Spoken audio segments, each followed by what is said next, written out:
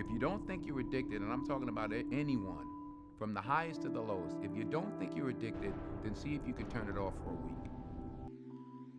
Social media has become a core pillar of life as we know it, and it seems like it's going to remain that way for a long, long time. Almost every single person, from 4th graders to 30-year-olds, uses some form of social media. We are part of the generation who has used social media since a young age, and it has been a key to our development, for better or for worse. We understand the gray areas that exist within these apps, the good and bad sides. But just because we acknowledge them does not mean that we have mastered how to deal with social media. We have a self-responsibility to create a positive relationship with this part of our lives. But that process is harder than it may seem. At least it has been for me in my life. We can't really go to adults for guidance, and so we have to seek out this vital knowledge on our own. That's what this video is for.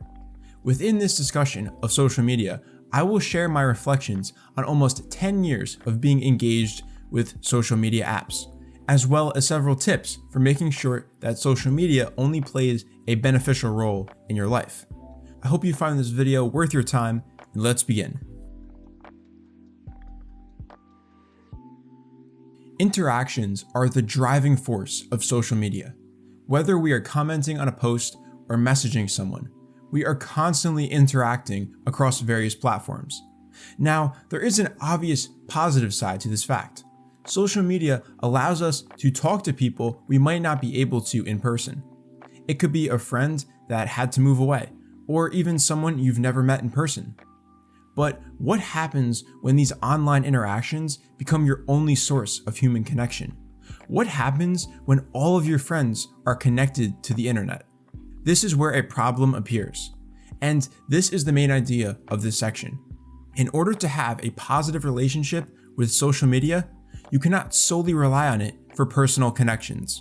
You must have a balance between real life and online interactions. To further explain this, I want to briefly share how this concept has affected my life. When I was a junior in high school, I became more reserved at school. I rarely spoke and almost never interacted with people on a daily basis. My only source of human interaction came through video games, and while it seemed like it was fine at the time, I began to notice the consequences after a few months. I felt a void in myself where real-life connections should have been. Video games became an escape. But of course, I was in reality much longer than I played video games for, and so I began to resent my life. Worst of all, I was gradually losing social skills, and so my chances of fighting back and making new connections became less and less likely. You need to talk to people in real life. Seriously, have a conversation with at least one person every single day if you can.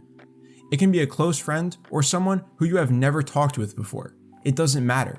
Just interact with someone.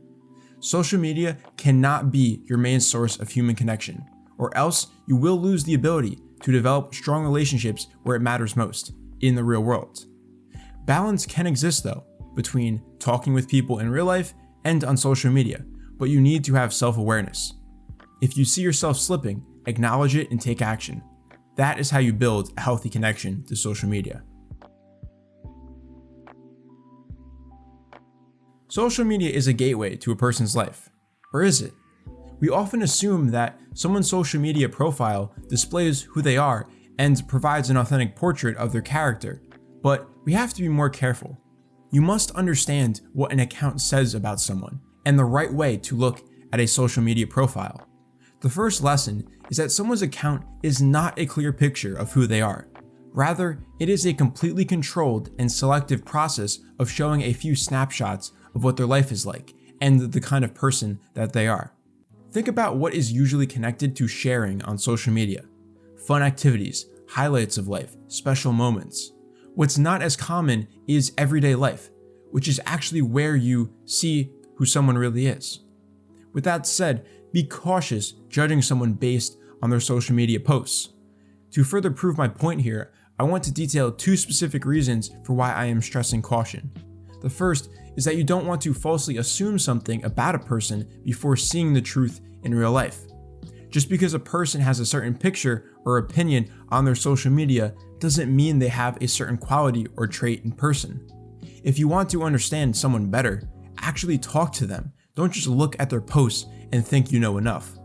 The second reason is that you do not want to be using social media profiles to compare lives. Don't assume that because someone posts a lot of fun photos that their life is more exciting and therefore better than yours. We're all living relatively the same life, dealing with similar problems while trying to pursue our dreams. A person's profile is just a piece of who they are, not the whole picture.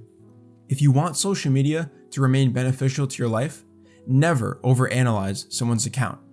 See if you can pick up a few details and avoid making large assumptions about what kind of person they might be.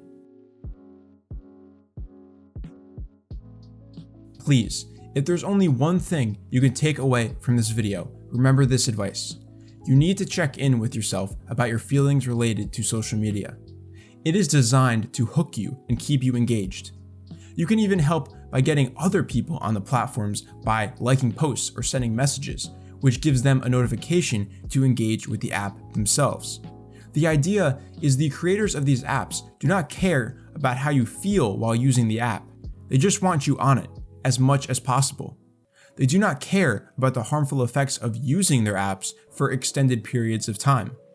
In my opinion, no matter what app you use, there is a price for too much time spent. I'm sure we have all experienced these negative feelings connected to scrolling for just a bit too long. You have to check in with yourself. If you feel like you are procrastinating, comparing yourself to others too much, or you simply feel mindless while scrolling, take a break. There is nothing wrong with taking a week off here and there to reset yourself. You are not going to miss that much.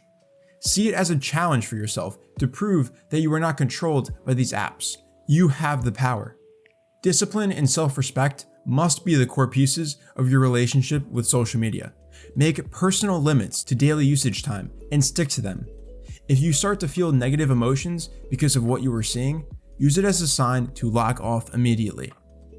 I want to make this clear that I don't think social media is a fundamentally bad invention, but it can be if we don't take the right precautions. So, for your own benefit, put in the effort and you will be better off. Before we end, I want to stress this point. You need to spread the knowledge you have about social media to others. A lot of older people do not have the same level of understanding that we do, the same kind of experiences. Sure, adults can conduct studies and surveys, but hearing a personal story from someone you care about can go a long way, and you can be that person, especially if you have younger siblings, cousins, or anyone you know that is in need of some guidance. Pass down what you have learned to the people who are close to you. You can help save them a lot of negative experiences if you teach them to have a positive relationship with social media. Today, I hope that I was able to help you with that in some way by sharing my thoughts on the good and bad parts of social media. As always, this has been Dark Horse, and I will see you in the next video. How many faking they streams, getting they plays from machines? I can see behind the smoke and members.